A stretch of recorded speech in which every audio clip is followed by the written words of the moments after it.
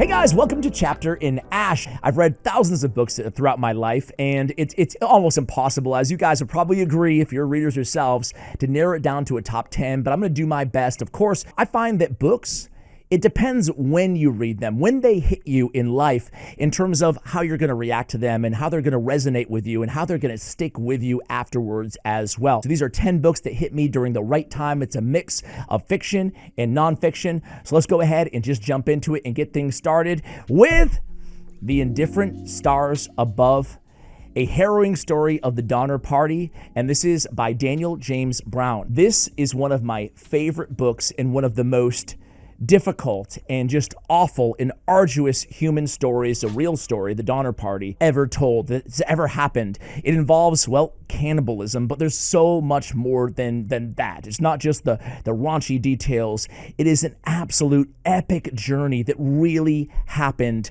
from the East Coast of America to, of course, the West Coast, and only a small portion of the original party survived, and it just has always stuck with me. This particular book, it is unbelievably emotional. It's an epic, like I said, journey, and it's a journey of highs and lows, and you get to know these individuals and these characters, but I say characters loosely because they were real life people, and it's really one of the most tragic tales ever to be told. But I feel like they do such a good job, or Daniel James Brown does such a great job telling this story in this book. It's a fairly short read, and it stayed with me forever. Since the day that I read this, I think about this often. It's one of those books that just kind of puts everything into perspective about you in your life, and it's really just made a big impact on me. And the Indifferent Stars Above, strong recommendation. Next up is The Pillars of the Earth by Ken Follett. This is actually part of a series. It's quite a longer read, as you guys can see, but this might be my favorite work of fiction of all time. This book is absolutely incredible, and I was really on the fence the first time that I picked it up. It is a work of fiction, but it does weave this. It feels like historical fiction. There are some, fictional characters. There are some real life characters as well, especially when you look into the monarchy and some of the relevant figures at the time. It's about normal people, though. All the main characters, for the most part, are normal, everyday people. And it shows you how a normal, everyday person, even in, kind of the medieval times and beyond, it actually takes place later than that, but can have a big impact on the world, right? It's not really a slow burn, even if it's a long book. It has such great just character development, has great villains, a great storyline, great protagonists, and it really does stretch generations. I want to say that every book in this series stretches a new generation or two or three of these main characters' lives. Absolutely love this one. This one, again, in terms of fiction, it's absolutely up there. It might be my favorite of all-time fiction work. It's a long and it's a big commitment, but it will absolutely grip you. I highly recommend the Audible of this as well.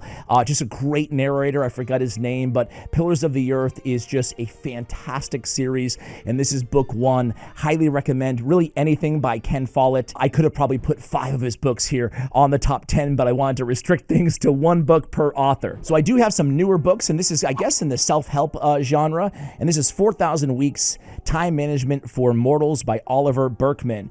A pretty short read, as you guys can see here, and this is the only, I would say, I guess, more classical self-help that I have here on my top 10, because I've read a lot of self-help books, right? I went through a phase for a few years in my life where I was just consuming everything I get my hands on, and I loved the approach that Burkeman takes in this book. Particularly, he has quite a few good books in this genre, but it really taught me to reclassify and rethink the way that I think about time, right? It's not about optimizing time. There's endless self-help books out there that teach you how to, optimize your schedule and your time and become the best version of yourself. But Oliver Burkeman takes a totally different approach here. It says time management for mortals, and it makes you think, oh, it's about efficiency and stuff like that. But it's not at all. It's about how to cherish your time intentionally. And it's a reminder that, your time and the time that we all spend here on Earth is not defined by what you do necessarily, but what you choose to focus on. I thought it was a very refreshing perspective in the world of time management, what we think about, and a really cool book that stuck with me for a while now since I've read it. I think the week it came out in the self-help genre. Next up, I have a biography that has stayed with me for a long time. It's one of my favorites. I love a good biography. I had a million that I thought about including on this list, but Jim Henson, biography by Brian J. Jones, is one of my favorites, if not my favorite. And, you know, seeing as how I am a creator myself of video content here, I have quite a few YouTube channels, this one really resonated with me. Moreover, I grew up watching The Muppets and Sesame Street and a lot of the IPs that Henson, this one guy, created.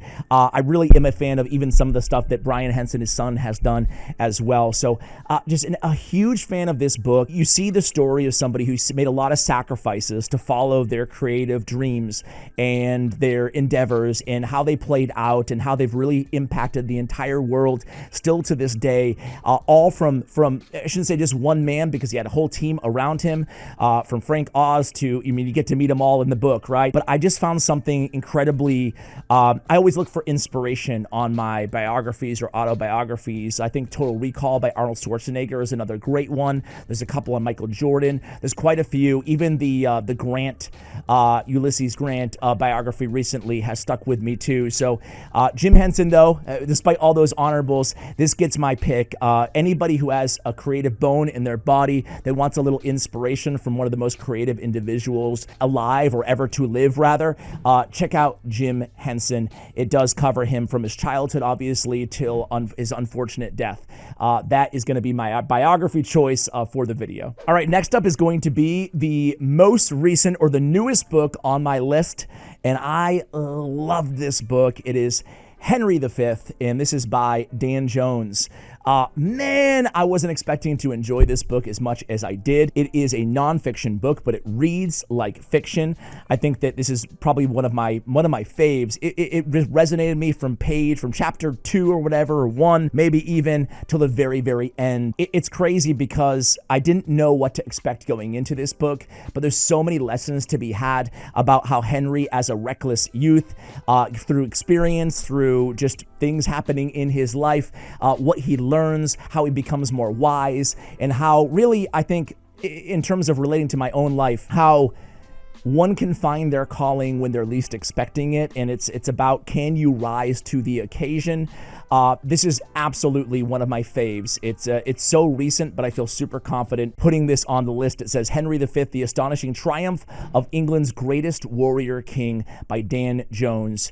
Really good book. Hey guys, quick honorable mention because I had it lying around. If you like the Mafia, check out The Five Families by Selwyn Robb. This is, I think, the best mafioso, at least the American, the rise and I guess the fall of the main 5 families in New York. I listened to this on audiobook, excuse me. It's super, super long, but I did pick up a copy and I made it maybe a third of the way. And I'm like, I want to listen to this one on audio, but man, it was great. Huge fan. I also enjoyed the Brothers Bulger. So this doesn't officially make the list, but I wanted to include it because, again, I had it handy. So the next book is Lonesome Dove by Larry McMurtry. He is an amazing storyteller, and I'm not a Western fan necessarily. Well, I'm not a Western fan, and I didn't expect to love this book as much as I did. I don't have a hard copy on me, but boy, it is, what a great epic story. It's very long, but it is amazing. I fell in love with the characters. McMurtry does such a good job of getting in there, and really, it's one of those books that's not about the plot necessarily. I mean, it could be, but it's about the journey and the character development that happens, and you really find yourself just feeling like you know the characters in the book. I absolutely love it. Every time I revisit this story, I'm reminded that the hardest paths in life sometimes are also often the ones that have the most meaning in our lives. And this one just stuck with me. I read it for the first time, gosh, decades ago, and it's still one of my favorite kind of epic fiction westerns out there. Well, it is my favorite. That's why it makes the list. All right, next on the list, guys, is another book that I don't have a hard copy on me, but it is The Shining by Stephen King. I'm actually not a huge hardcore Stephen King fan. I'm not a hater either. I've read a lot of his books, but one that really stuck with me, still still to this day, and it's one of my favorite. It's my favorite horror book of all time is The Shining. I enjoyed the movie too, but it's quite different from the movie. I really, it's an interesting horror novel because it's a great setting, right? Who doesn't love a freaking, hotel setting that's desolate, that's isolated, and, there's no contact with the outside. It really, the setting and the tonality of the book is second to none. It really just, if you want a good horror book and you have it, if you've seen the movie, but you haven't read the book, and I have another one like that on the list as well, check out The Shining. It is, you see the spiral of, from the start to the end of the book, and it feels almost, chiefly psychological horror, but not in the way that just like plays to all the typical tropes of psychological horror. I really, really dig The Shining, and it's just one of the best books you can read if you're a fan of horror. All right, so next is my fantasy entry for the list. This was a real tough one. I'm definitely gonna make a top 10 fantasy series or maybe even one-offs video in the future because there's a lot and it's very difficult to choose. It's hard not to pick Lord of the Rings, as this entry because it's one of my all-time favorites, and there's so many others from the Wheel of Time to I'm actually midway through the Stormlight Archives as well. I love them all, but the trilogy, I guess technically, that stays with me the most is the First Law trilogy, by Joe Abercrombie.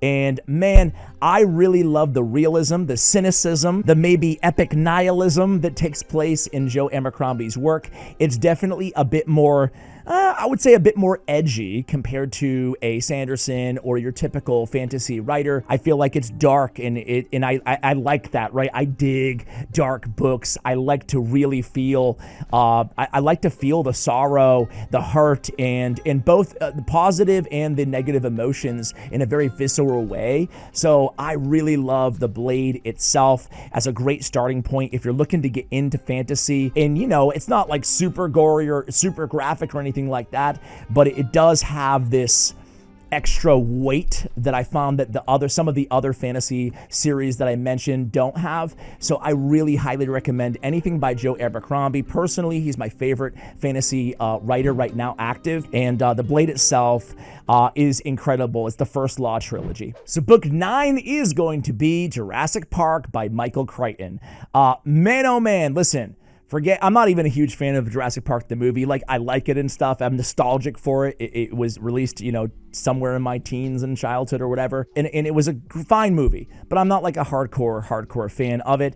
But the book is similar to The Shining, so different from the movie. So different. It feels more, I don't know, for a mature audience, I don't know what to say, but the storyline is different. I mean, obviously the general concept of human hubris with playing with science when we're not sure what may happen, right, is profound, and it's done in a way that's not like beating you over the head with it, but it does have real life kind of implications and ramifications that you can read into today when we look at things like artificial intelligence, right? So I just think that the book itself is a billion times better than the movie.